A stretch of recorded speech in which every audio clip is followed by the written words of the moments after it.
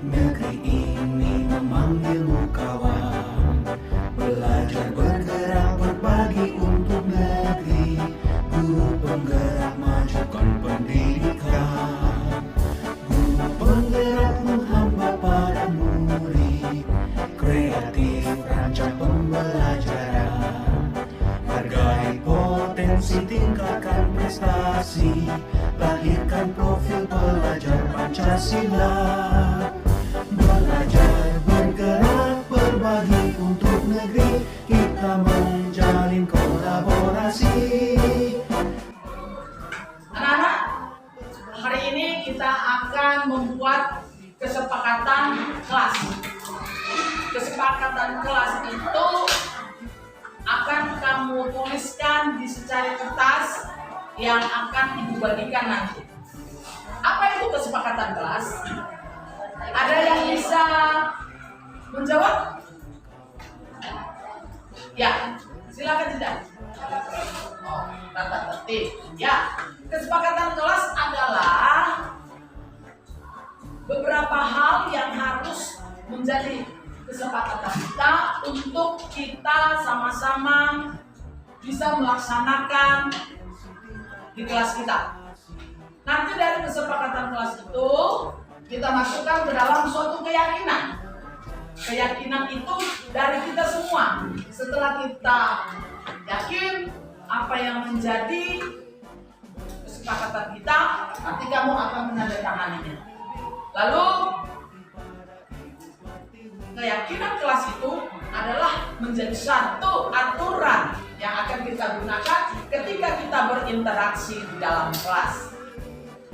Berarti aturan kelas itu atau kesepakatan, keyakinan sama dengan artinya merupakan peraturan yang ada di kelas kita. Berarti peraturan itu sama dengan apa? Sama dengan apa? Sama dengan apa? Tata tertib. Itulah yang menjadi tata tertib di kelas kita. Kalau sudah ditandatangani, disepakati, harus bisa dilaksanakan. Penuh apa? Baik, anak-anak, ibu di sini Bu Erni membawa post-it, kertas post-it. Di kertas ini akan Ibu Erni bagikan ke setiap kamu. Di kertas inilah kamu akan menuliskan apa yang ada di pikiranmu. Tapi perlu diingat, jangan membuang sampah sembarangan. Tidak perlu menggunakan kata jangan. Atau tidak boleh ribut. Kata tidak boleh, jangan digunakan. Ya, jadi kalau tidak boleh ribut, itu kan sama artinya dengan menjaga ketertiban. Tidak boleh buang sampah sembarangan, misalnya, itu sama dengan menjaga kebersihan. Ya, jangan menggunakan kata jangan atau tidak boleh. Paham ya? Nah, masing-masing silakan mengerjakan. Silakan satu orang ambil satu, yang laki. Ya, kalau sudah berikan ke sebelah ya. Nih.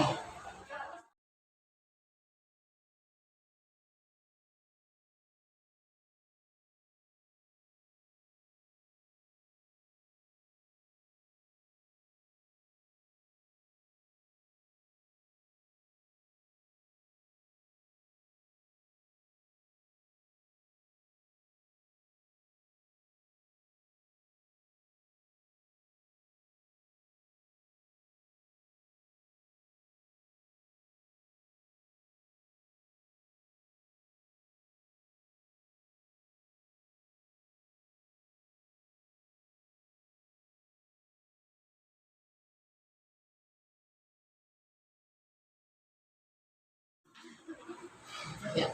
Anak-anak udah selesai menuliskan kesepakatan kelasnya? Ya. Nah, sekarang secara bergantian dari kelompok satu ke kelompok lainnya akan menempelkan di tempat yang sudah Ibu sediakan. Tempelkan di sini secara bergantian.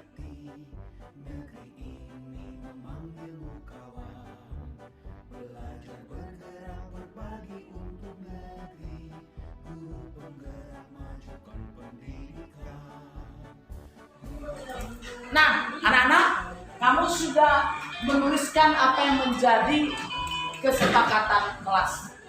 Sekarang, kesepakatan kelas kita ini akan kita buat menjadi suatu keyakinan di kelas kita. Baik. Bergerak berbagi untuk negeri, kita menjalin kolaborasi. Belajar bergerak berbagi untuk negeri, demi bakti pada Ibu Pertiwi.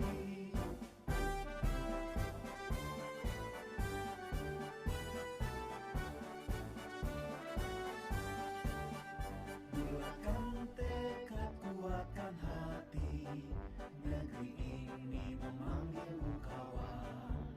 Belajar bergerak berbagi untuk negeri, guru penggerak majukan pendidikan. Guru penggerak menghamba pada murid, kreatif rancang pembelajaran. Hargai potensi, tingkatkan prestasi, lahirkan. Bismillahirrahmanirrahim. Assalamualaikum warahmatullahi wabarakatuh. Waalaikumsalam warahmatullahi wabarakatuh. Alhamdulillahirabbil alamin. Wassalatu wassalamu ala asrofil anbiya'i wal mursalin sayyidina wa maulana Muhammadin. Yang kami hormati Bapak Kepala Sekolah SDN Jatinegara Kaum 06, Bapak Haji Nasruddin MPDI. Yang kami hormati pula Bapak Ibu guru yang tetap semangat pada siang hari ini. Salawat serta salam marilah kita panjatkan kepada Nabi besar Muhammad Shallallahu Alaihi Wasallam. Semoga di hari akhir kita mendapatkan syafaatnya. Amin. Pada pagi hari ini, siang ya Bu ya, siang hari ini kita akan bersama-sama belajar bersama tentang budaya positif, diseminasi modul 1.4 Ibu, yang akan disampaikan nanti oleh Ibu Erniati Simatupang. Sebelumnya, marilah kita buka acara pada siang hari ini dengan membaca basmalah. Baik, acara selanjutnya yaitu pembukaan. Udah ya Bu ya? Sambutan Kepala Sekolah SDN Jatinegara Kaum 06 yang akan disampaikan oleh Bapak Haji Nasruddin MPDI. Kepada beliau kami persilakan. Duduk berdiri. Duduk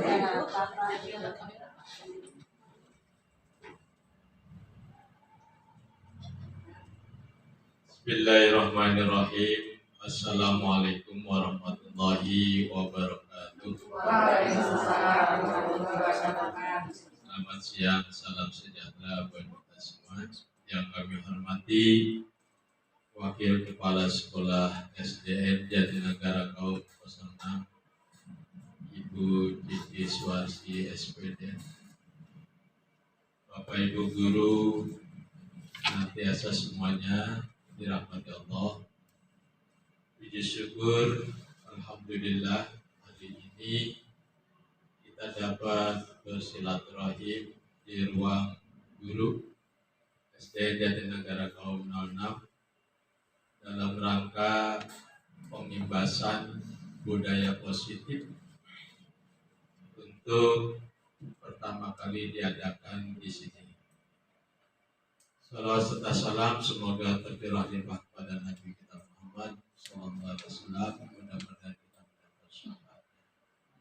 Bapak Ibu guru, ada beberapa poin yang ingin saya sampaikan. Yang pertama, belajar itu sepanjang hayat. Kapan berakhir? Ketika kita telah tiada. Maka sepanjang kita masih hidup tetap belajar, dan belajar. Ilmu ini berkembang dari tahun ke tahun sampai bertambah. Kalau kita tidak mengenal pembelajaran, jadi guru terus. Ibarat warung nanti seperti kita buka toko, hanya menjual terus. Setelah yang dijualnya habis, nggak belanja lagi, nanti warung kita kosong. Itu kalau boleh saya ibaratkan seperti itu. Maka untuk mengalir terus-menerus ilmu yang kita sudah peroleh, kita amalkan, kita berikan kepada anak didik, terus kita belajar lagi, tidak henti sampai di situ. Nah, pada kesempatan ini kita saling sharing. Mungkin kita bukanlah orang yang super, tapi di balik itu kita juga punya kekurangan. Namun nanti ketika teman kita sedang menyampaikan sesuatu, tolong kalau ada kekurangan, kesalahan, kekeliruan, kealpaan, kehilapan, dan itulah sifat kita, maka perlu dimaklumi. Kita sama-sama belajar. Yuk, dengan mengucapkan Bismillahirrahmanirrahim, kegiatan ini secara resmi dinyatakan saya buka.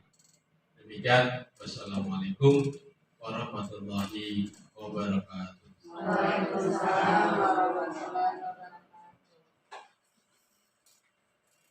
Terima kasih Bapak Kepala Sekolah. Acara selanjutnya yaitu diseminasi budaya positif yang akan disampaikan oleh Ibu Erniati Simatupang SPD. Kepada beliau kami persilakan.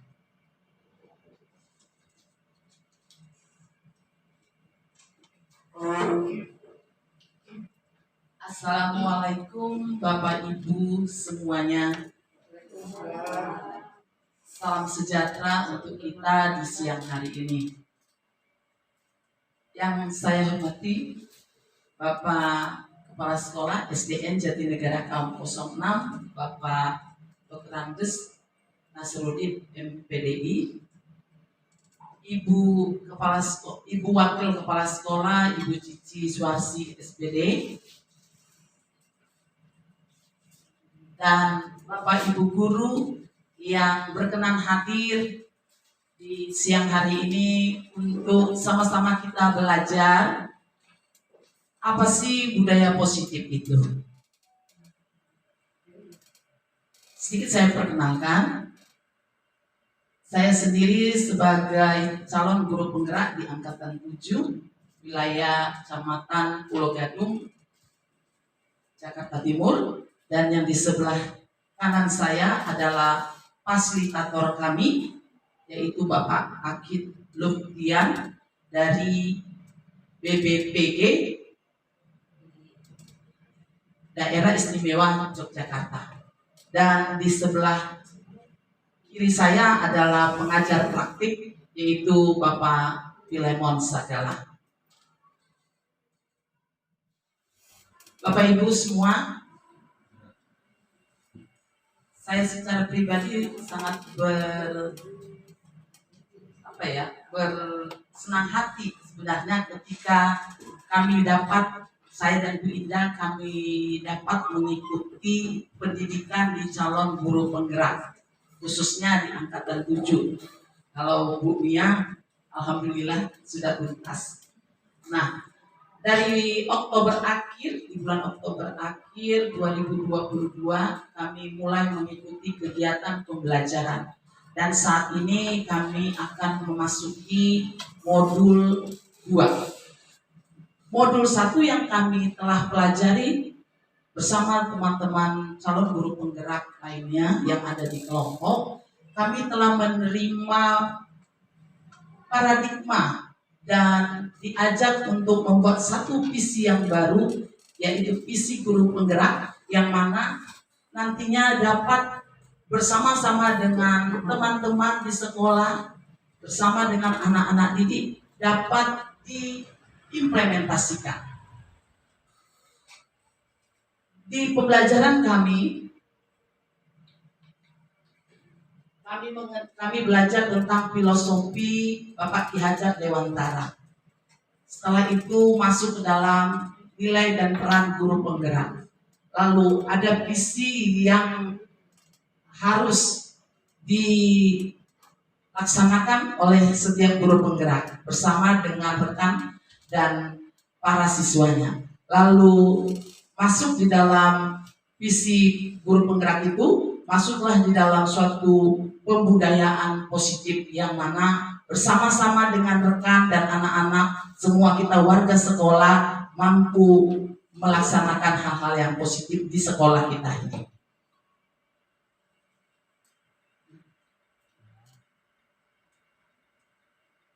Bapak Ibu, yang kami pelajari filosofi pemikiran dari Bapak Ki Hajar Dewantara, antara lain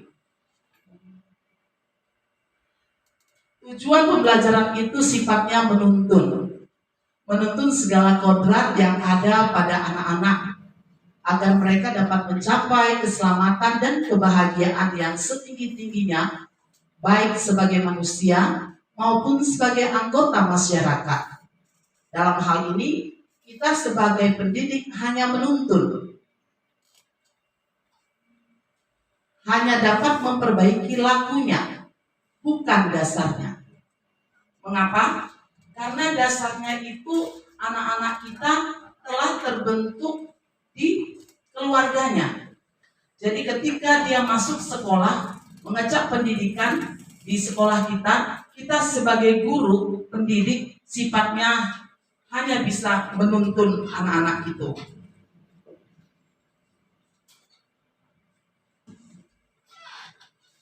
Dalam menuntun anak diberikan kemerdekaan belajar, namun tetap diberikan arahan agar anak tidak kehilangan arah. Nah, disinilah peran kita sebagai guru untuk menuntun anak-anak kita. Selanjutnya, pendidikan harus sesuai dengan kodrat alam dan kodrat zaman. Maksud dari kodrat alam adalah bahwa pendidikan itu harus sesuai dengan lingkungan tinggalnya dan merupakan kearifan lokal dari setiap peserta didik, sehingga peserta didik dapat mengenali dan melestarikan serta mengembangkan kebudayaannya. Itu di kodrat alamnya, Bu. Jadi artinya anak kita itu umumnya lahir di kota Jakarta, berbudaya, bersuku bangsa Betawi, dia punya budaya. Itu kodrat alamnya. Nah, kodrat alamnya itu harus sesuai dengan lingkungan tinggalnya dan kearifan lokal dari setiap anak didik kita. Sehingga budaya Betawi itu yang dimana dia lahir dan dibesarkan dapat dilestarikan serta dikembangkan. Selanjutnya, sedangkan kodrat zaman maksudnya adalah bahwa pendidikan harus sesuai dengan perspektif global agar sesuai dengan kemajuan zaman, namun tetap mengedepankan kearifan lokal. Jadi anak-anak kita tetap budayanya terlestari, tapi tidak ketinggalan zaman. Jangan kayak lagu Sidul lah ya. Nah, tapi tidak ketinggalan zaman. Sesuai dengan perspektif global kemajuan zaman.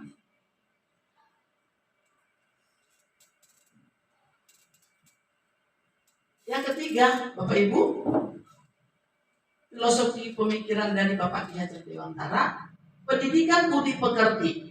Budi pekerti adalah keseimbangan hidup antara cita, rasa, dan karya, yang mana anak peserta didik kita dilatih untuk memahami kemampuan dirinya serta mampu mengelola kemampuan diri, dan dia mampu mengelola apa yang ada dalam dirinya itu Sehingga terbentuklah kesadaran sosial. Selanjutnya peserta didik mampu membuat suatu keputusan yang bertanggung jawab.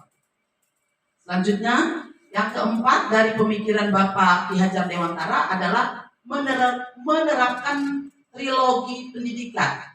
Tentu tidak asing lagi bagi kita, yaitu Ingarso Suntulodo di depan kita selalu menjadi teladan, memberi contoh. Imadia Mangunkarsa, di tengah kita harus mampu memberikan semangat, memotivasi anak-anak kita, dan di belakang kita memberi dorongan. Tutyuri Handayani. Beberapa filosofi Bapak Ki Hajar Dewantara ini saya rasa sudah tidak asing lagi bagi kita, dan dalam praktek setiap harinya saya percaya kita semua sudah melaksanakannya. Mungkin pada siang hari ini saya hanya mengingatkan, gitu ya Bapak Ibu. Selanjutnya, seorang guru penggerak ya, memiliki ada nilai-nilai. Yang pertama, nilai yang paling top. Ini bahkan harus gitu ya, berpihak pada siswa. Kita di dalam memberikan materi pembelajaran, sungguh selayaknya lah kita harus berpihak kepada siswa. Karena itu menjadi bekal mereka nantinya. Disinilah peran kita dapat menuntun anak-anak kita di dalam pembelajarannya itu. Selanjutnya, mandiri. Seorang guru itu harus mampu mandiri. Ya, tapi dalam kemandiriannya bukan berarti tidak perlu orang lain, gitu. Nah, kemudian inovatif. Setiap kita sebagai peserta sebagai pendidik diharapkan kita memiliki inovasi yang baru. Toh juga untuk memacu diri kita untuk bisa lebih dan mampu mengikuti perkembangan zaman pendidikan di Indonesia khususnya. Dengan inovasi kita berharap anak-anak kita juga terimpartasi, mereka bisa mengikuti gurunya, gitu ya. Selanjutnya kita harus mampu, seorang guru itu harus mampu berkolaborasi dengan teman-teman sejawat tentunya, lalu dengan anak-anak didik kita, dan tidak lupa juga dengan para orang tua murid khususnya, begitu juga dengan lingkungan sekolah kita dan di lingkungan tempat tinggal kita. Karena banyak hal yang bisa kita dapat dengan berkolaborasi ini. Banyak hal yang bisa kita dapat, kita gali jika kita berkolaborasi. Baik itu dengan teman sejawat, dengan anak-anak didik juga. Saya juga kadang-kadang dengan anak-anak, kalau lagi KBM, ada aja yang hal-hal yang baru saya dapat dari perbincangan anak-anak, atau dari perilaku anak-anak yang kita amati sehari-hari. Kita bisa membuat sesuatu yang baru, ya, berkolaborasi. Kemudian reflektif. Sebagai seorang guru kita harus reflektif. Kita harus mengkoreksi kita. Semua kegiatan yang kita lakukan, baik itu dengan teman sejawat, dengan anak-anak, baik itu dalam pembelajaran maupun dengan para orang tua murid, kita harus bisa mereflektifkan atau apa sih yang kurang tadi ya, gitu. Apa yang harus saya perbaiki di dalam proses belajar saya hari ini bersama dengan anak-anak atau dengan orang tua murid. Mungkin saya terlalu vokal menyampaikan, Bu, anak ibu ini terlalu nggak bisa diem. Nah, itu kita harus introspeksi, karena kadang-kadang ada orang tua murid yang tidak terima. Sebenarnya bukan tidak terima kalau anaknya nggak bisa diam, tapi mungkin dengan cara kita menyampaikan orang tuanya nggak terima. Nah, dalam hal ini kita harus bisa merefleksikan, apa sih yang kurang tuh, apa sih yang salah gitu, apa sih yang sehingga membuat seseorang itu merasa tidak terima dengan informasi atau dengan apa yang saya sampaikan. Nah, selanjutnya seorang guru penggerak atau seorang guru itu harus menjadi seorang pemimpin di dalam pembelajaran. Ini sudah tidak asing lagi. Karena seperti tadi filosofi Bapak Ki Hajar, bahwasanya ketiga trilogi tadi, di sini juga posisi kita menjadi pemimpin pembelajaran, menjadi coach bagi guru lain, rekan sejawat, saling berbagi. Apa yang saya dapat saya bagikan, teman dapat dibagikan, kita saling membagi. Kemudian mendorong kolaborasi, ayo kita sama-sama mewujudkan kepemimpinan pada murid. Seperti 2 minggu yang lalu saya minta kelas 6 sampai Pak Rama itu, Bu Erni yakin, walaupun dalam prakteknya ada sedikit kekurangan, Bu Erni yakin laki-laki semua, karena di kelas saya itu, kelas 6 kan anak-anak, khususnya yang laki-laki itu, tanda kutip agak ekstra gitu ya. Tapi saya bilang, saya mau memajukan mereka, mungkin lewat upacara bendera saja, supaya mereka bisa menjadi, karena mereka itulah pemimpin-pemimpin masa depan. Kita ini ya, sesudah kita habis masa kita, mereka lah yang menjadi pemimpin. Kemudian menggerakkan komunitas praktisi. Kita harus bisa membuat satu komunitas yang nanti menolong kita di dalam kegiatan pembelajaran kita. Selanjutnya, ini ada sedikit rumusan saya untuk khususnya anak-anak di kelas saya. Nih, visi terwujudnya generasi emas yang religius, berbudaya, berprestasi, terampil, dan kreatif. Ini saya sampaikan kepada anak-anak, memang mereka lah generasi emas itu yang akan memimpin 15-20 tahun akan datang untuk bangsa ini.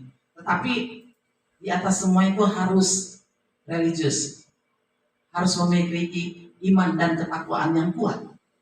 Tidak kurang kalah juga, mereka harus mempunyai kebudayaan, berbudaya, berprestasi, terampil, dan kreatif. Ini yang saya gaung-gaungkan untuk anak di kelas 6. Selanjutnya, nah, untuk mencapai hal ini tadi, tentu harus melalui yang namanya inquiry apresiatif. Di mana apa itu inquiry apresiatif? Inquiry apresiatif dikenal sebagai pendekatan manajemen perubahan yang kolaboratif dan berbasis kekuatan. Inquiry apresiatif menggunakan prinsip-prinsip utama psikologi positif di sekolah. Pendekatan ini dapat dimulai dengan mengidentifikasi hal baik apa yang ada di sekolah kita, mencari cara bagaimana hal tersebut dapat dipertahankan, dan memunculkan strategi untuk mewujudkan ke arah yang lebih baik dengan menerapkan tahapannya Bagja.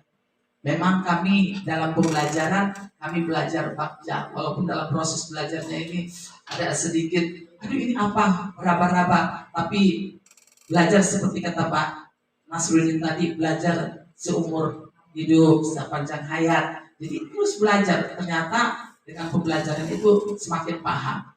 Nah, kepahaman saya coba membuat prakarsa perubahan di anak didik saya, khususnya di kelas 6.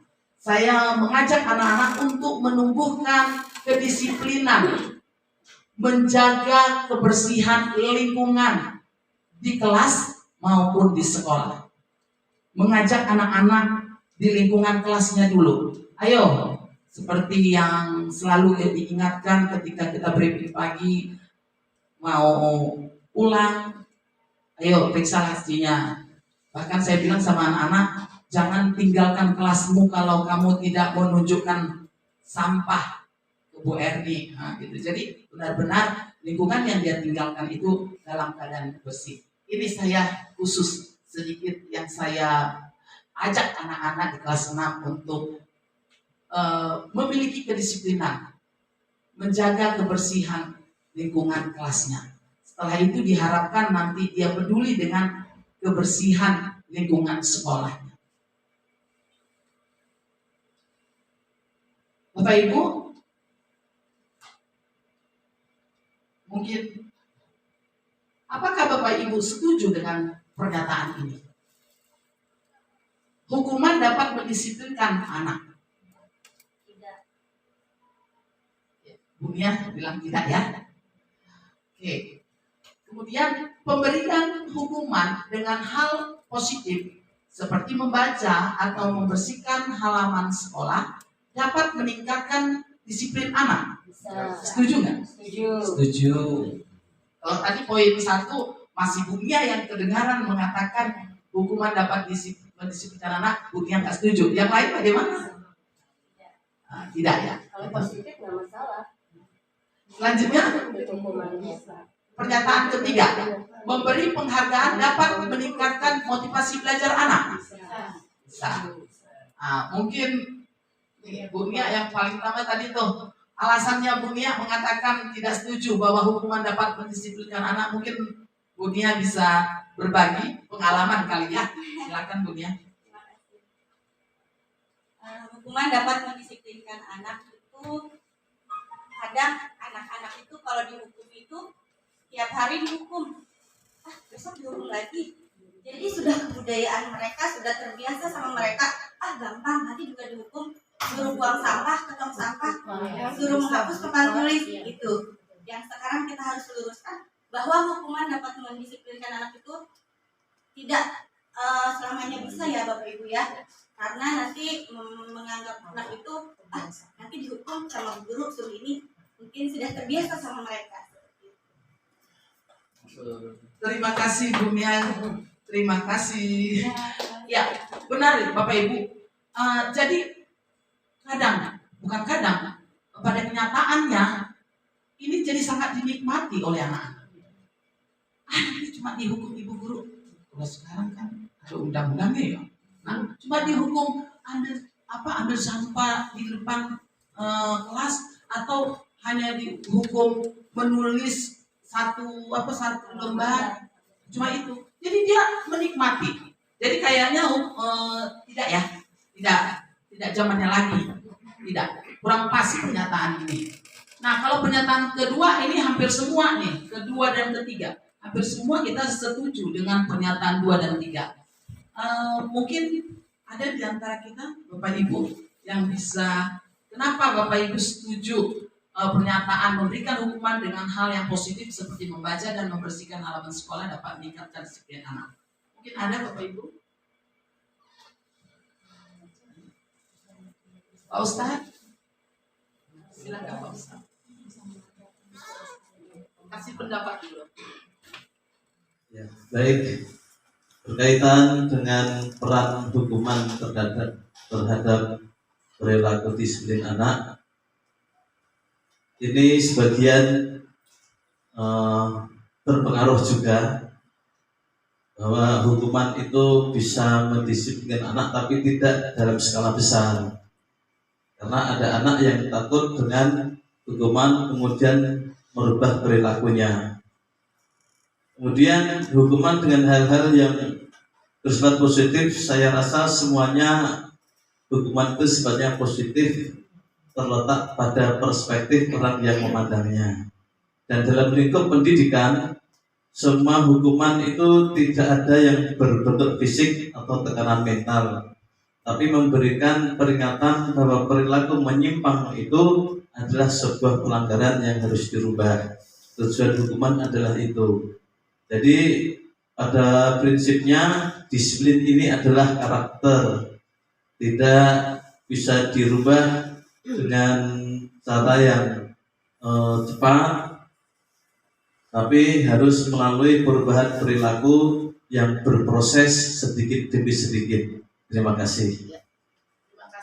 Terima kasih Pak Ustadz untuk pendapatnya. Saya setuju banget bahwa sekalipun kalau kita harus melakukan penghukuman terhadap anak-anak kita, sebaiknya sifatnya mendidik. Ya, harus ada perubahan. Untuk poin yang ketiga, memberikan penghargaan dapat meningkatkan motivasi belajar anak. Setuju ya. Nah, ini justru Ini justru yang kita harapkan. Kalaupun dia melakukan satu pelanggaran lah, ya, kita memberikan hukuman, kita juga memberikan penghargaan dan mengarahkan untuk meningkatkan motivasi belajarnya. Kalau tadi pagi saya diinfokan oleh Pak Ustadz bagaimana murid di kelas saya Adilio, saya naik, lalu saya bilang kamu salah.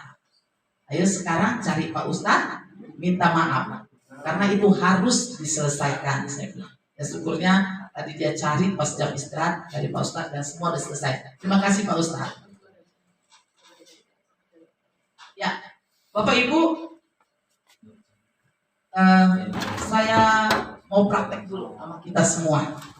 Nah, saya minta kepada kita semua boleh mengambil secari kertas, potongan kertas. Sobeklah secari kertas kecil, tuliskan benda atau sesuatu yang sangat berharga untuk Bapak Ibu. Lalu letakkan di salah satu tangan Bapak Ibu dan genggam benda tersebut dengan segala daya upaya. Buatlah sebuah kepala. Mungkin bisa? Paling nggak bisa jatuh tangan. Menulis Ambil. juga. Kasih kertas. Iya. Lalu teman Bapak Ibu yang di sebelah kiri atau kanan, coba meminta dengan sekuat tenaga dan segala cara untuk meminta Bapak Ibu silahkan memberikan bujukan semanisnya, merayu atau menghadik, mengancam atau menjual apa saja agar kepala tangan teman Bapak Ibu itu dibuka. Ayo coba. Mungkin Pak Andi dengan Pak Mahmud. Nah, iya. Silakan. Iya. Dikepalkan. Tulis. Yuk ditulis dulu apa gitu. Misalnya dolar. Silakan. Terus coba dikepal. Lalu pilih satu temannya. Iya. Apa gitu? Iya, silakan.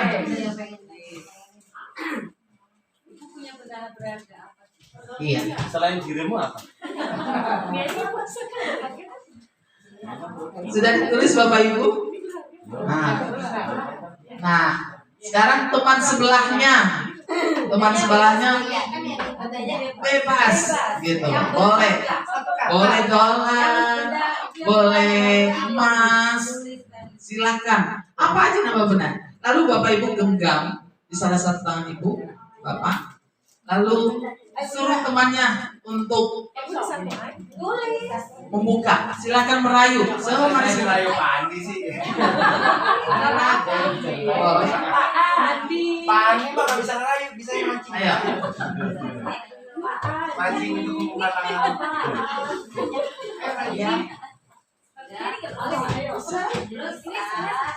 No. Dirayu terus.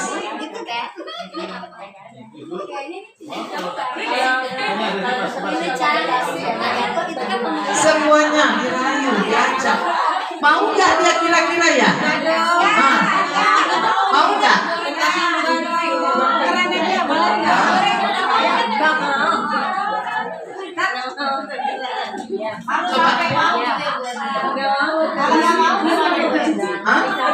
Tentu dia punya alasan. Tentunya punya alasan kenapa tidak mau memberikan, tidak mau. Tukeran. Biasanya kalau nggak mau ngasih ada alasan juga ya. Betul. Reno, gak usah ngerayu, apa sih enggak?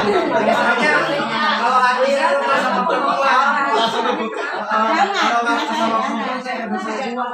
Nah, Bu Sri udah merayu Bu Cici, merayu. Udah pakai rayuan gombal itu. Bagaimana Bu Sri? Tuh, Bu Nia udah masak. Dia kayaknya kalau membuka Ada yang kasih dibuka nggak tangannya? Ada yang mau nggak tangannya dibukain tangannya? Nggak mau, nggak kasih. Kenapa Bu Cici nggak kasih? Udah segitu rayuan luar biasa. Bu Sri. Coba. Kenapa sih Bu Cici nggak mau buka aja? Buka aja, kasih aja gitu. Gimana Bu Cici? Diri saya. Saya nggak mau memberikan karena ini sangat berharga dan cukup, apalagi ini isinya dalam benda ini hanya yang bisa melihat saya saja, yang lain tidak, karena ada yang sangat rahasia sekali, itu makanya hanya cukup saya saja yang pegang. Oh ya, silakan Bu ya. Kalau saya nggak saya kasih karena benda ini tidak berguna untuk orang lain, tapi untuk saya sangat berguna. Saya berapa? Apa tuh? Tidak. Orang lain nggak. Kacamata. Betul.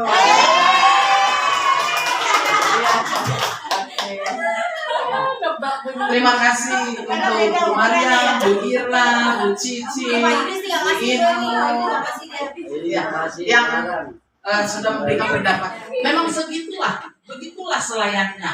Jika sesuatu itu yang memang kita anggap sangat berarti bagi kita dan itu sangat membantu kita atau merupakan seperti Bu Cici bilang rahasia dan belum juga tentu dibutuhkan oleh orang lain, itu akan menjadi kekuatan bagi kita akan tetap pertahankan. Budaya positif itu seperti itu. Jika itu sudah melekat dalam diri kita, apapun kata orang lain di sana, di luar sana, atau ada yang akan mempengaruhi kita karena itu sudah menjadi rema, menjadi suatu kekuatan dalam diri kita, maka orang lain coba-coba ganggu, coba-coba rayu, tentunya tidak, kalau bahasa sehari-hari tidak mampan, gitu ya, tidak mampannya Bapak Ibu. Nah, itulah yang itulah yang memang merupakan satu paradigma yang baru buat kita, ya. Selanjutnya, dalam perubahan paradigma ada kita kenal dengan teori kontrol. Apa itu? Ilusi guru mengontrol murid. Dalam hal ini dalam KBM, proses pembelajaran kita memang melaksanakan kegiatan ini. Kita mengontrol setiap anak didik kita. Mulai dari mereka hadir di kelas, kemudian dalam kesiapan mereka menerima pembelajaran, kita harus bahkan dalam proses kegiatan belajar kita harus siap mengontrol bagaimana keadaan anak-anak kita. Ya, contoh saya sendiri di kelas tuh kadang-kadang anak tuh kenapa nak, masih kenapa? Dia langsung sadar, keluarkan permennya, simpan. Nah, itu ya. Nah, itu kan sebenarnya satu budaya walaupun jadi karena udah terbiasa nanti itu melekat, padahal itu sebenarnya tidak perbuatan yang tidak baik. Selanjutnya, ilusi bahwa kritik dan membuat orang merasa bersalah dapat menguatkan karakter. Ya, kadang-kadang dalam hal ini jujur saya atau kita sendiri sering melakukan ini dalam pembelajaran anak-anak. Contoh, kalau khususnya di kelas saya itu ya katakanlah sering ada kasus-kasus gitu ya. Saya suka mengeluarkan kalimat, gimana sih kalian nak, Bu Erni jadi malu sama guru kelas lain gitu ya. Oh, kelas ini paling berisik. Atau ketika sudah upacara bendera sudah diingatkan, tapi mungkin karena suatu hal lupa, jadi mereka itu melanggar atau melupakan apa yang diingatkan tadi. Kita sering mengatakan, Gimana sih Bu Erni kan malu sama teman-teman guru lain. Nanti Bu Erni ditegur. Nanti Bu Erni, kita melakukan suatu kritik, tapi membuat orang merasa bersalah dengan kata-kata kita.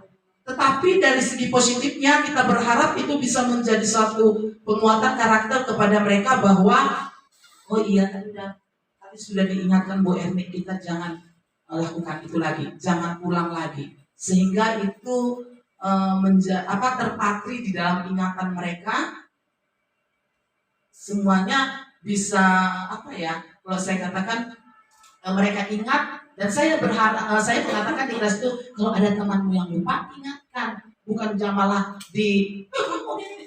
diomelin gitu, ya, diingatkan, diajak temannya, tadi udah diingatkan waktu upacara bendera, tadi ibu guru di kelas waktu kita mau pulang, udah ingatkan langsung pulang ke rumah. Nah, kamu dengan temanmu bisa saling mengingatkan, sehingga kita berharap itu menjadi suatu penguatan bagi karakter anak-anak kita. Ilusi selanjutnya bahwa semua penguatan positif, efektif, dan kita berharap itu bermanfaat. Ilusi bahwa orang dewasa memiliki hak untuk memaksa. Ya, ini kita sering lakukan. Sebagai seorang guru, kita banyak menggunakan hak kita untuk lebih sering memaksa anak-anak kita. Walaupun terkadang tanpa kita sadar. Siapa sesungguhnya yang memiliki kontrol? Ya. Dalam stipulasi respon, kita mencoba mengubah orang lain agar berpandangan sama dengan kita. Tetapi menurut teori kontrol, kita berusaha memahami pandangan orang lain tentang dunia ini. Selanjutnya, perilaku buruk dilihat sebagai suatu kesalahan. Padahal sebenarnya semua perilaku memiliki tujuan. Orang lain bisa mengontrol saya. Hanya Anda yang bisa mengontrol diri Anda. Jika tadi budaya positif. Saya bisa mengontrol orang lain. Anda tidak bisa mengontrol orang lain. Pemaksaan ada pada saat rujukan gagal. Ketika gagal kita coba paksa. Tetapi menurut teori kontrol, kolaborasi dan konsensus menciptakan pilihan-pilihan yang baru. Dan yang terakhir, model berpikir menang atau kalah. Model berpikir menang, ya harus menang. Ini beberapa stimulus dan teori kontrol yang terkadang atau bahkan sering terjadi dalam kehidupan kita sebagai seorang pendidik. Nah, masuklah kita kepada budaya positif ini. Salah satu yang sudah Bapak Ibu lakukan bahwa menyambut anak-anak di depan pintu sehari-hari ini perlu terus dibudayakan. Bukan pas lagi butuhnya saja butuh foto. Ya, apa sih itu budaya positif? Budaya positif adalah nilai-nilai. Ya, salah satu nilai yang saya rasa sudah kita terapkan kita sesama Dewan Guru adalah setiap pagi kita duduk bersama, briefing, dan semua kegiatan kita awali dengan nilai-nilai, yaitu nilai doa. Ini nilai positif yang harus terus kita pertahankan dan kita kembangkan. Bahkan tadi pagi saya ingat Bapak Kepala Sekolah mengimbau kepada kita untuk bisa mengingatkan dan mengimbau juga teman-teman kita yang belum sering hadir di briefing pagi, gitu ya. Nah, budaya positif adalah nilai-nilai, keyakinan-keyakinan dan kebiasaan-kebiasaan di sekolah yang berpihak kepada murid dapat berkembang menjadi suatu pribadi yang kritis, penuh hormat dan bertanggung jawab. Ini bagian jika ini dapat terlaksana, itu menjadi suatu budaya positif yang melekat dalam diri anak-anak kita. Disiplin positif merupakan suatu cara penerapan disiplin tanpa kekerasan dan ancaman yang dalam praktiknya melibatkan perilaku komunikasi efektif antara guru dan murid. Nah, seperti tadi yang saya pagi alami, yang disampaikan oleh Pak Ustadz ketika saya pelajaran agama. Nah, saya masuk, saya memang berbicara perlahan sama anak kita Adelio. Adel, kamu tahu salah yang kamu lakukan tadi? Iya, karena anak itu mengerjakan PR pas pelajaran agama, PR-nya matematika. Nah, saya bilang itu pelajaran pendidikan agama Islam loh. Terus kamu mengerjakan PR. Tahu PR nak? Tahu. Kamu menyadari kamu salah? Iya Bu. Nah, kalau kamu menyadari salah, kita minta maaf sama Pak Ustadz tadi?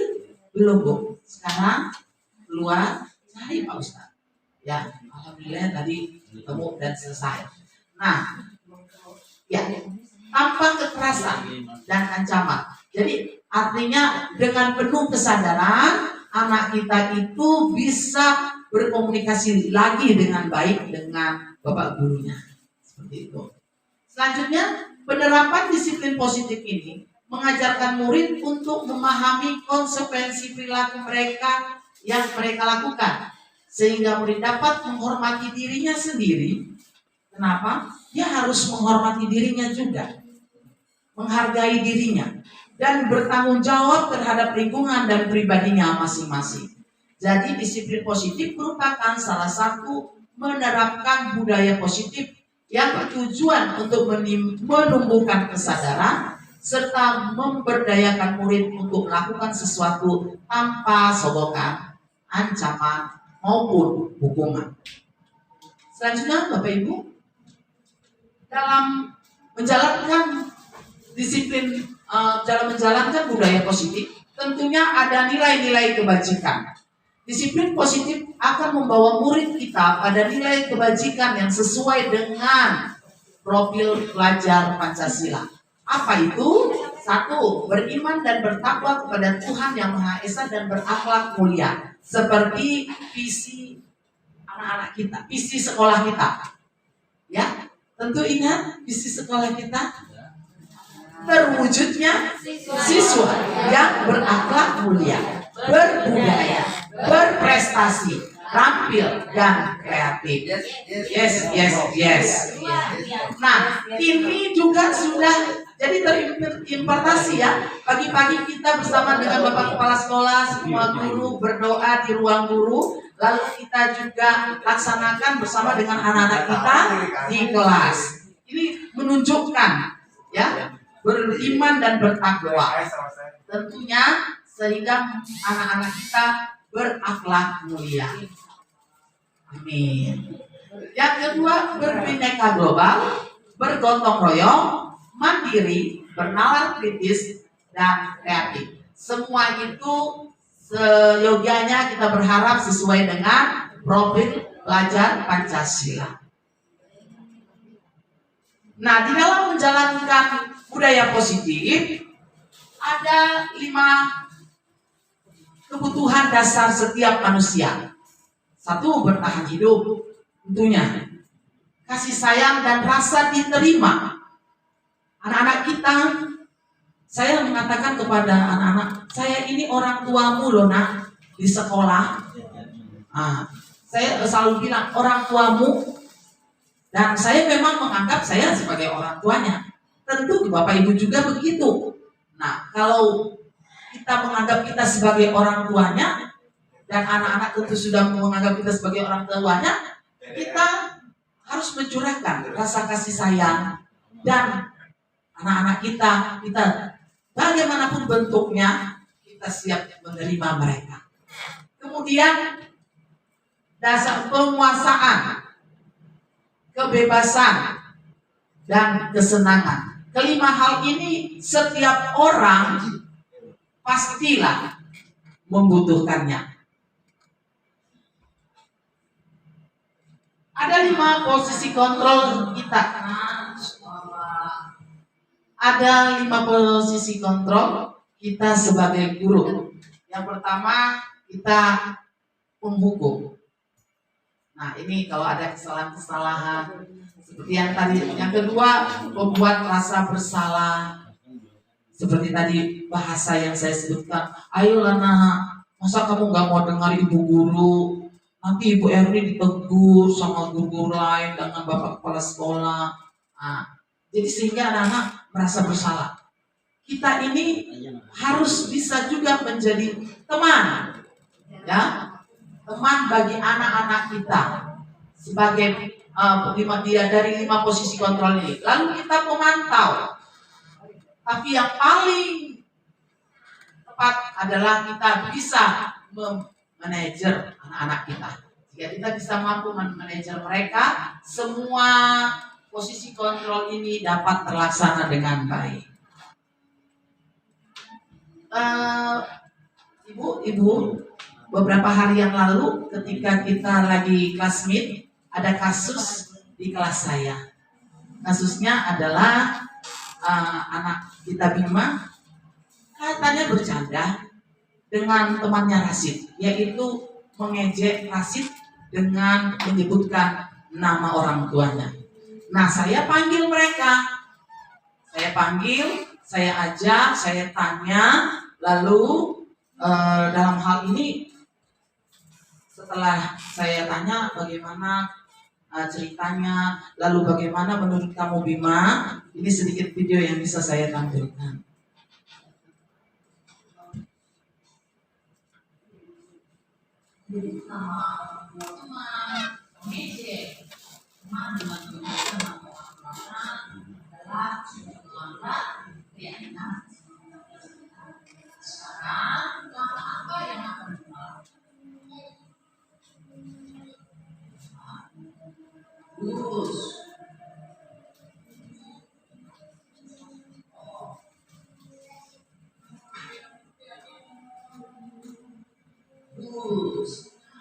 Terima kasih Bima, kamu sudah melakukan yang terbaik. Dalam hal ini, setiap orang punya kesalahan dan setiap kita manusia punya kesalahan. Tapi kesalahan kita itu jangan diperbesar. Ketika kita tahu kita salah, kita harus memperbaiki. Itu juga kita seperti ini sekarang duduk bersama mencari solusi untuk memperbaikinya supaya benar. Nah, kasih Bima sudah memakai kesalahannya. Bima sudah berjanji tidak akan mengulangi lagi. Bahkan Bima sudah minta maaf sama Rasid. Jangan mengulangi lagi. Dan Rasid juga tidak boleh melakukan itu. Nah, hari ini kami berterima kasih kepada Rasid sudah mau menerima Bima. Dan Bima dengan berbesar hati mengakui kesalahan dan meminta maaf kepada Rasid. Terima kasih kepada kamu. Nah, melanjutkan kerja. Ya, terima kasih Rasid. Terima kasih. Ya, itu waktu itu kita sebagai guru harus bisa memanajer bahkan menyelesaikan setiap kasus yang terjadi khususnya untuk anak-anak didik. Bismillahirrahmanirrahim. Aja lah. Ada yang ngeliput? Nah, tadi dalam 5 posisi kontrol ini yang dari 1 sampai 5 ya Bu yang disebutkan itu menghukum, membuat rasa bersalah, teman bisa sebagai teman, pemantau atau manajer. Artinya ketika siswa dihadapi oleh suatu permasalahan atau mempunyai masalah di sekolah, kita sebagai seorang guru harus bisa memahami dulu, memahami bentuk kesalahan anak tersebut. Misalkan kita tidak langsung menasihati atau menghukum, kita pahami dulu kesalahannya bentuk seperti apa. Yang seperti Bu Erni sudah tampilkan di video tersebut, dia membuli orang tuanya.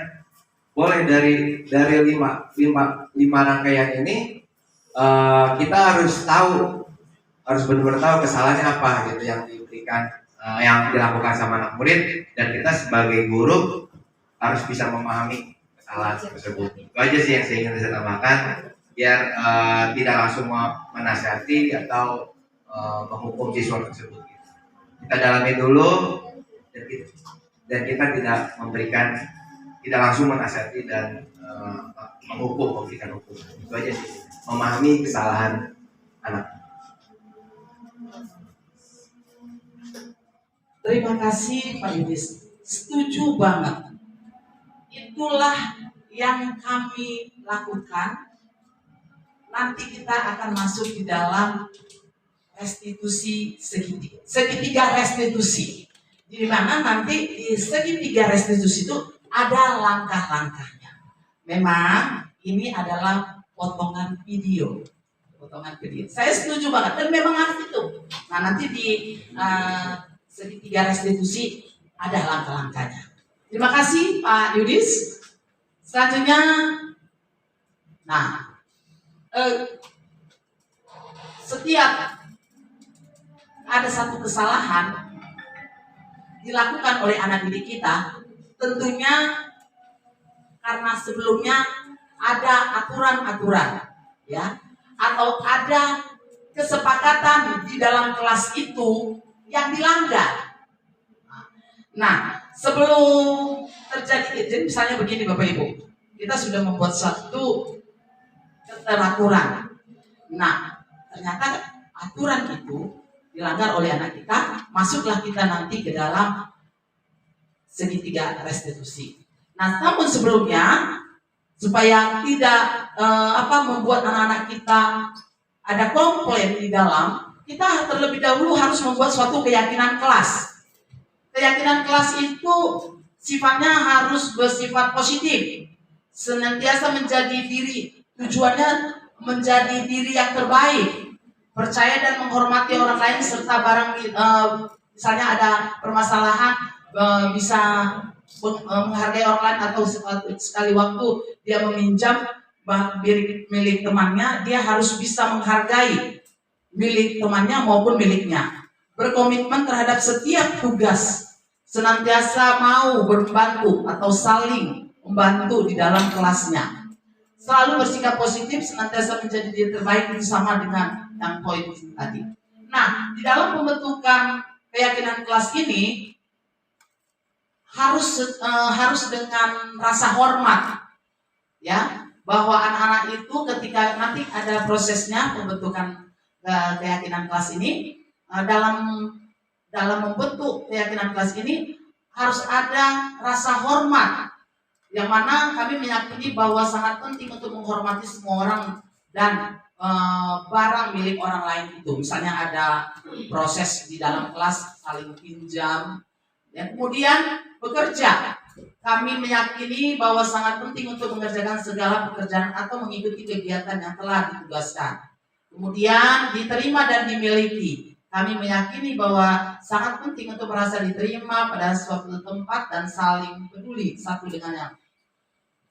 Sebelum kita membentuk keyakinan kelas itu, poin-poin ini harus menjadi menjadi kesepakatan dalam diri anak itu. Dia harus bisa hormat kepada guru, kepada teman, harus mampu bekerja sama dengan gurunya maupun temannya. Lalu dia harus percaya diri bahwasanya dia diterima dan dia merasa memiliki teman atau yang memiliki apa yang dimiliki teman, ya, tentunya yang hal positif ya Bapak Ibu. Selanjutnya, nah ini video coba saya buatkan ketika kami bersama-sama dengan anak-anak didik membuat satu kesepakatan kelas, sehingga dari kesepakatan kelas ini nanti menjadi suatu keyakinan kelas. Yang mana keyakinan kelas itu adalah suatu aturan yang akan sama-sama ditaati setiap warga kelas, ya, baik itu gurunya sendiri maupun anak-anak.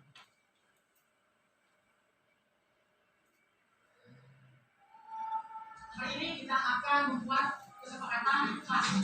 Kesepakatan kelas itu akan kamu tuliskan secara kertas yang akan dibalikan nanti. Apa itu kesepakatan kelas? Ada yang bisa jawab? Enggak, Bapak Ibu. Jadi memang sengaja bikin. Kesepakatan kelas adalah beberapa hal yang harus bisa dilakukan untuk kita sama-sama bisa melaksanakan kelas kita. Kami dari kesepakatan kelas itu kita masukkan ke dalam suatu keyakinan. Keyakinan itu dari kita semua. Setelah kita yakin apa yang terjadi, kita melakukan. Lalu keyakinan kelas itu adalah menjadi satu aturan yang kita gunakan ketika kita berinteraksi dalam kelas. Nanti aturan kelas itu atau kesepakatan keyakinan bersama dengan kita akan melakukan. Baik, anak-anak, Ibu Isri, Ibu Erni membawa post-it, kertas post-it. Di kertas ini kertasnya akan dibagikan yang lain.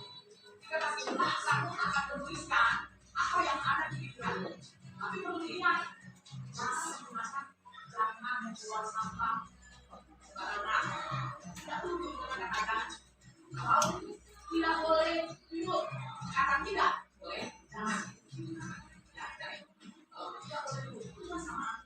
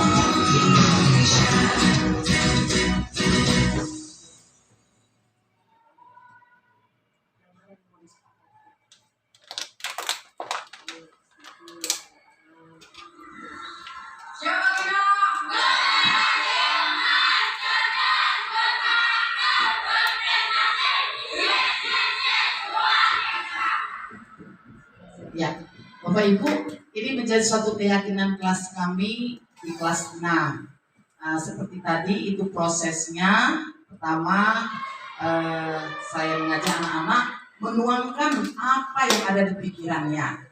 Nah, lalu setelah mereka tuangkan, mereka tempel di papan tulis. Itu masih kesepakatan.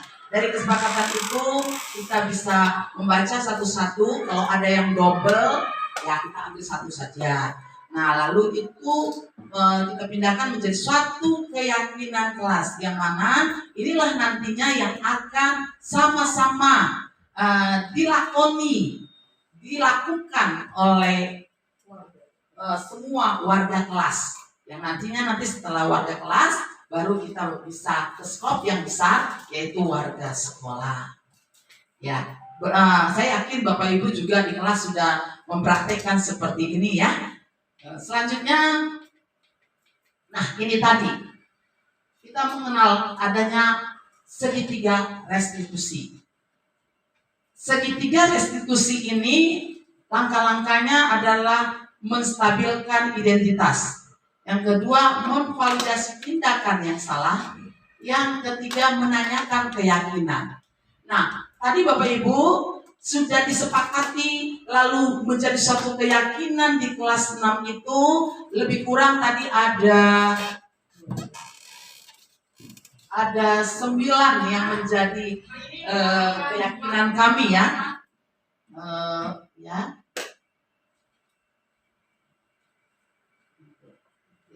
Salah satunya tadi saya jelaskan sama anak-anak, tidak boleh menggunakan kata jangan atau tidak boleh, kan tidak boleh buang sampah sembarangan. Nah, itu kan sama artinya jagalah kebersihan. Ya, tidak boleh atau jangan ribut sama artinya jagalah ketertiban, menjaga ketertiban kelas. Seperti ini, menghormati guru, kemudian berdoa sebelum dan sesudah belajar, datang tepat waktu, melaksanakan piket sesuai jadwal, mengerjakan tugas tepat waktu, membuang sampah pada tempatnya, menggunakan seragam rapi dan bersih, senyum, salam, sapa, sopan, santun, meminta maaf jika melakukan kesalahan, menjaga kebersihan kelas. Nah, itu ada 10 ya, ada 10 yang menjadi keyakinan kelas kami yang nantinya ini menjadi satu panduan ketika guru dan siswanya berinteraksi. Nah, ketika budaya positif itu sudah sama-sama disepakati tadi lewat, tadi saya minta tanda tangannya gitu ya, artinya dia sudah memahami. Tapi kan kadang-kadang ada sekali-sekali waktu ada terjadi kesalahan-kesalahan. Nah, apakah kesalahan itu secara otomatis kita judge anak itu kan salah? Nah, setelah itu bla bla bla bla bla. Tentunya tidak seperti itu. Di dalam segitiga restitusi kita harus menstabilkan identitas. Ketika kita ketika anak kita itu melakukan kesalahan atau melanggar aturan keyakinan kelas kita harus memanggil. Kita panggil anak kita. Contohnya kemarin itu ada anak saya yang terlambat datang ke sekolah. Panggil ketika temannya lagi istirahat atau sesudah jadwal pelajaran selesai. Dipanggil, ditanya, kenapa terlambat? Nah, kamu tahu nak, jadi menstabilkan identitas masih. Kamu tahu nggak nak, kalau kita itu masuknya jam berapa? Tahu bu, jam 6.30. Terus, ya bu, saya minta maaf karena saya terlambat. Tadi saya bangunnya telat. Kamu bangun jam berapa? Jam 6.20. Oh, jam 6.20. Saya bilang, tapi kamu mandi tadi kan? Iya bu. Nah, lain kali, terus saya tanya juga, kenapa kamu telat bangunnya? Tadi malam saya main gamenya kemalaman, tidurnya kemalaman, sehingga bangunnya telat. Kita validasi tindakannya yang salah. Nah, ketika anak itu sudah stabil, sudah mengatakan kondisinya, kita jangan udah lain kali jangan begitu. Kita harus memvalidasi tindakan. Kita harus mengatakan bahwa tindakan yang dia lakukan itu salah. Nah, setelah kita katakan salah, lalu bagaimana? Bagaimana jalan keluarnya nak? Kita minta pendapat dia. Ya bu, saya janji saya tidak terlambat lagi. Baik. Bagaimana supaya tidak terlambat? Ya bu, saya tidak akan main game lagi sampai larut malam. Mulai kapan kamu lakukan? Mulai nanti malam bu. Nah, kalau kamu sudah berjanji begitu, apa yang akan ibu pegang suatu keyakinannya gitu ya? Ya bu, nanti ibu bisa tanya-tanya kepada orang tua saya. Itu muncul dari anak itu sendiri. Ketika kita memvalidasi kesalahannya itu. Jadi, dan di satu sisi juga kita sebagai pendidik, ya tadi itu di posisi kontrol, kita sebagai teman, kita sebagai manajer juga, kita juga harus mengakui. Ya saya bilang, maaf ya nak, Ibu Erni juga sering terlambat masuk ke dalam kelas, sering juga melakukan kesalahan. Tapi dalam hal ini bukan mau cari kesalahan, yuk kita sama-sama memperbaikinya. Nah, setelah mendapati memvalidasi tindakan yang salah ini, kita ingatkan dia kembali dengan apa yang menjadi keyakinan di kelas kita. Ya, dia mengaku, ya Bu, di kelas kita suatu keyakinan aturannya datang tepat waktu. Saya maaf terlambat, saya janji tidak lagi mengulangi. Nah, kita review, kita tanya, kita ingatkan dia.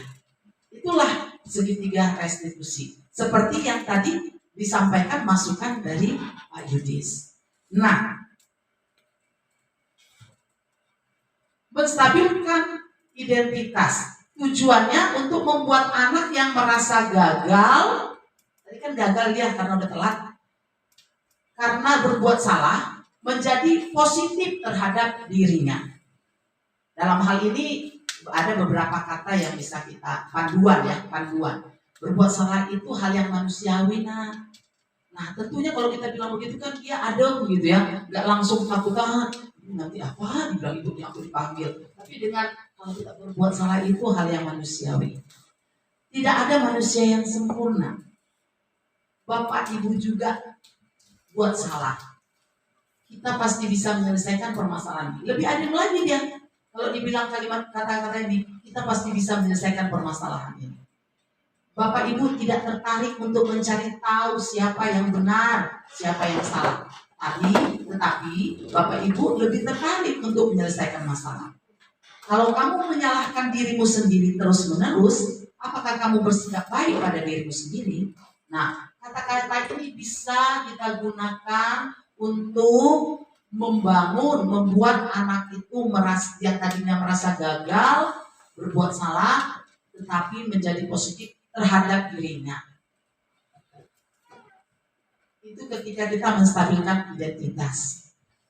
Selanjutnya, memvalidasi tindakan yang salah. Tujuannya adalah membantu siswa mengenali basic need-nya atau kebutuhan yang ingin dipenuhi ketika melakukan kesalahannya. Tentu anak itu nggak mau datang terlambat, ya kan? Nah, pada dasarnya setiap tindakan manusia tujuannya adalah untuk memenuhi basic need-nya. Apakah itu power-nya, freedom-nya, love and belonging, fun atau survival-nya. Ya, pada dasarnya itu. Nah, dalam ketika kita memvalidasinya, kita bisa menggunakan beberapa kalimat-kalimat ini supaya itu tidak menjadi suatu tekanan bagi anak kita. Kamu bisa saja kan melakukan hal yang lebih buruk, tapi kamu tidak melakukannya kan? Nah, kamu bisa saja datang lebih telat lagi, tapi kamu kan tidak mau karena datang kamu lebih telat lagi. Kemudian kamu pasti punya alasan mengapa terlambat. Atau seperti tadi kalau Rashid tadi dengan Bima itu Rashid punya alasan kenapa dia marah terhadap Bima. Terus apa yang penting bagi kamu?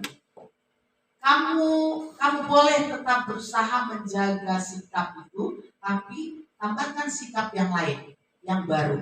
Karena kadang-kadang anak yang seperti tadi mungkin ada kita menemukan kasus Bu, habis dia duluan Bu, ngatain aku. Nah, seperti itu ya. Itu yang terjadi sama anak-anak. Kemudian, maukah kamu belajar cara lain untuk mendapat yang kamu butuhkan tanpa harus ngumpul? Misalnya anak-anak kita berkelahi. Habis dia duluan Bu, dia tentang saya Bu. Nah, dalam ini ada beberapa kata-kata yang bisa kalimat yang bisa kita acuan ketika kita memvalidasi tindakan yang salah yang dilakukan oleh anak kita. Selanjutnya, kita menanyakan keyakinan. Tujuannya, anak melihat kesalahannya dihubungkan dengan norma sosial dan nilai-nilai yang mendasari manusia berinteraksi dengan orang lain. Beberapa kalimat yang bisa kita menjadi acuan adalah apa nilai yang kita percaya di kelas, di sekolah kita. Ketika kita melakukan atau melanggar aturan itu tadi, kita bisa ingatkan nilai-nilai yang sudah menjadi suatu keyakinan di kelas kita. Yang selanjutnya, nilai-nilai universal apa yang telah kita sepakati. Kelas yang ideal itu seperti apa sih? Nah, kita bisa tanya sama anak-anak. Nah, nanti pendapat anak-anak kan bermacam. Setelah itu kita rumuskan. Kamu ingin jadi anak seperti apa? Apa yang kamu rasakan ketika kamu melakukan itu? Kamu menjadi orang yang seperti apa? Nah, ketika kita menanyakan tentang keyakinan anak itu, kita berharap anak itu mengalami suatu perubahan. Seperti itu, Bapak Ibu, yang bisa saya sampaikan di siang hari ini terkait budaya positif yang saya pelajari, lalu saya bersama dengan anak-anak coba mengimplementasikannya, dan pada kesempatan ini saya bisa berbagi dengan rekan-rekan saya di tempat ini. Sampai di situ saya ucapkan terima kasih. Guru bergerak, Indonesia maju. Bergerak, dan bergerak. Terima kasih. Sampai di sini mungkin ada yang mau Bapak Ibu tanyakan. Silakan. Kelebihan waktunya. Lantas Bapak itu. ya. Terima kasih Ibu Bapak semua. Terima kasih Bu Erni. Kita bertambah ilmunya kembali. Kita mendapat ilmu yang baru dan bermanfaat buat kita. Bapak Ibu, pada kesempatan ini saya sangat berterima kasih banyak atas partisipasinya, atas waktunya, keikutsertaannya terus mengikuti dari awal sampai akhir yang bisa saya paparkan. Kiranya bermanfaat untuk kita semuanya. Di akhirnya saya mau buat pantun.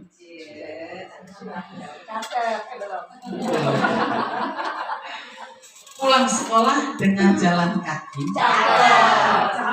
Jalan kaki sampai rumah. Saya tutup presentasi ini. Salam hormat dan terima kasih. Satu lagi. Public figure mainkan adegan untuk membuat film ironi. Sebelum semua kita usaikan, jawablah salam penutup ini. Assalamualaikum warahmatullahi wabarakatuh.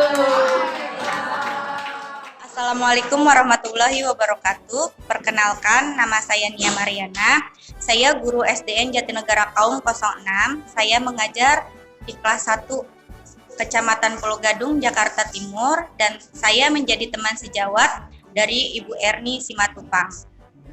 Setelah saya mengamati dan mencermati kegiatan Ibu Erniati selama mengikuti calon guru penggerak, banyak yang berubah pada murid, di mana murid menjadi lebih disiplin, sadar dengan sendirinya akan kewajiban sebagai murid di kelas maupun di sekolah.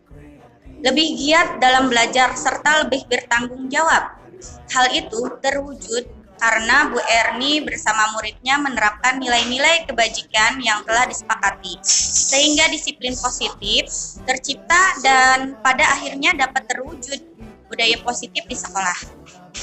Saya sangat terinspirasi dengan upaya perubahan positif yang Bu Erni lakukan. Ini merupakan paradigma baru dalam dunia pendidikan. Demikian yang saya sampaikan. Wabillahi taufiq wal hidayah. Wassalamualaikum warahmatullahi wabarakatuh. Assalamualaikum warahmatullahi wabarakatuh.